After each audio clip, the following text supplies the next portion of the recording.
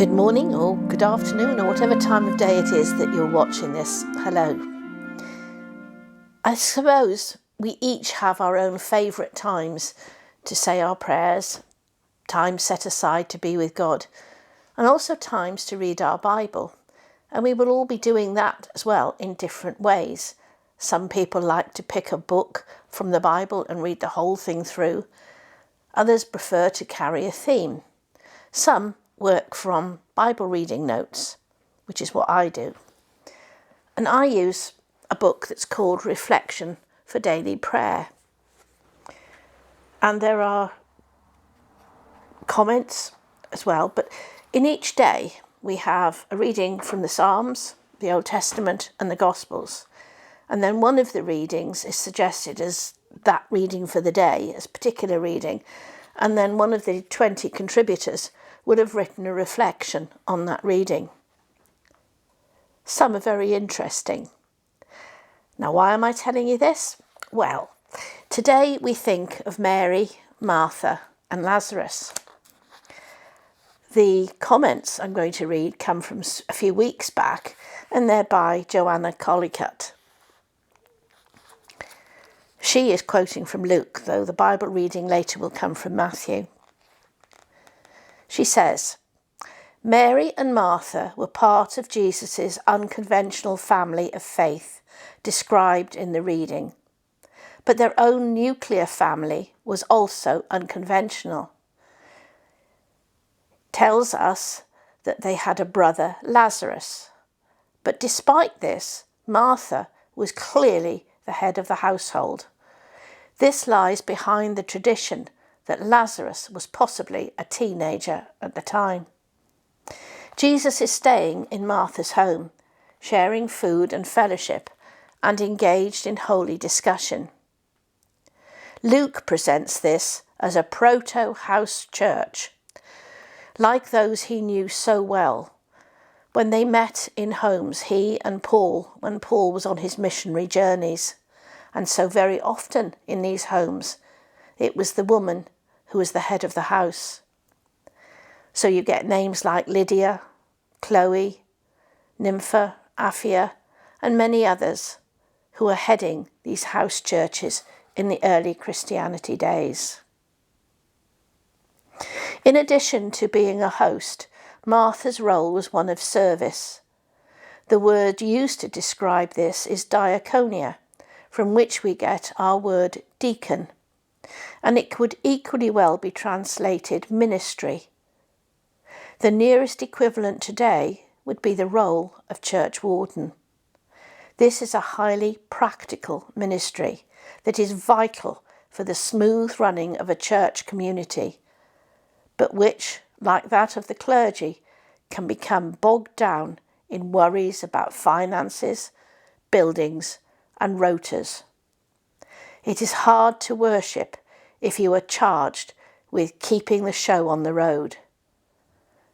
So we might reflect on how we can take care of our church officers and give them the opportunity, like Mary, simply to sit at Jesus' feet.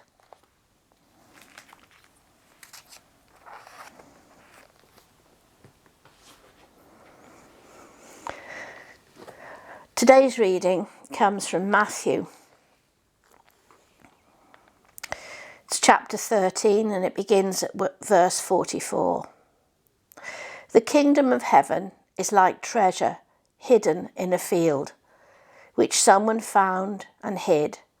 Then in his joy he goes out and sells all that he has and buys that field. The kingdom of heaven is like a merchant in search of fine pearls. On finding one pearl of great value, he went and sold all that he had and bought it. So here Jesus is describing the kingdom of heaven as the ultimate prize, the ultimate joy, the best thing ever.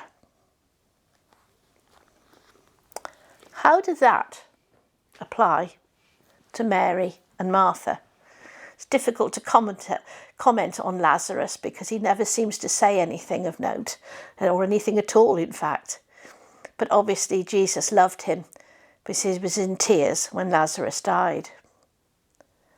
So Mary and Martha, if you think about it, Mary was the one sitting at Jesus' feet. For her, the greatest prize was listening to Jesus. But what about Martha? Somebody had to keep the show on the road. Somebody had to provide the food. Somebody had to keep the house clean. And that seems to have been Martha's role. So where do we lie? Are we happy doing the housework or the gardening or going out to work? Or are we happy sitting at Jesus' feet? It seems to me that there's a time and a place for everything. So for Martha, Jesus says, come on, now is the time to listen to me. And we all must find time in our day to listen to Jesus. And I do mean listen. Not only just to read what he says in the Bible or other parts of the Bible to learn more about God generally, but to listen to the voice of God, the voice of Jesus speaking to us. And as for Mary, yes, she was doing the right thing at that particular time. But she also had to get up and help Martha occasionally. That was important. And that's important in our church lives as well as our home lives. We have to find a balance. Because somebody's got to feed us. Somebody's got to earn the money to buy the food. Somebody's got to keep us clean. And yet, the greatest prize is the pearl, the field that you give everything for. And that is our faith.